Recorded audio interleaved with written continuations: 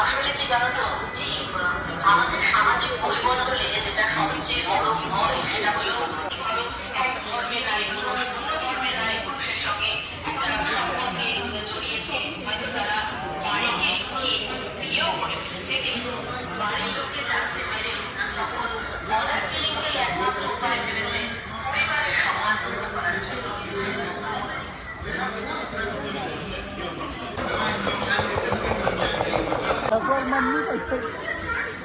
সংশোধন হয়ে গেল।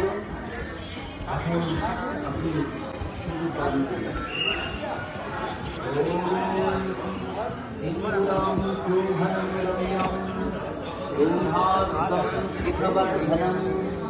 শোভनं কামদं चैव सिन्दूरं प्रतिगे